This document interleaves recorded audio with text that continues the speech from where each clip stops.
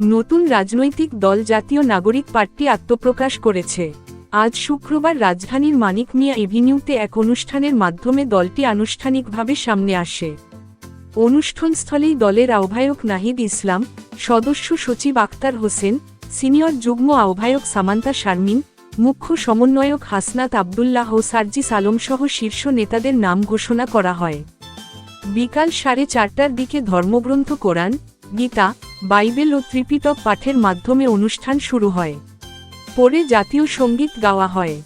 জুলাই আন্দোলনে নিহতদের কয়েকজনের পরিবারের সদস্যরা, আহতদের কয়েকজন, বিএনপি জামায়াতে ইসলামসহ বিভিন্ন রাজনৈতিক দলের বেশ কয়েকজন নেতা এই অনুষ্ঠানে যোগ দেন। আমন্ত্রিত অতিথিদের মধ্যে বিএনপির সিনিয়র যুগ্ম মহাসচিব অ্যাডভোকেট রুহুল কবির রিজভী ও যুগ্ম মহাসচিব শহীদ উদ্দিন চৌধুরী অ্যানি, জামায়াতে ইসলামীর সেক্রেটারি জেনারেল মিয়া গোলাম পরোয়ার, গণসংহতি আন্দোলনের প্রধান সমন্বয়কারী জোনায়েদ সাকি, এলডিপির একাংশের চেয়ারম্যান শাহাদাত হোসেন সেলিম উপস্থিত ছিলেন। মিছিল নিয়ে দেশের বিভিন্ন অঞ্চল থেকে দলের সমর্থকেরা অনুষ্ঠানে যোগ দেন।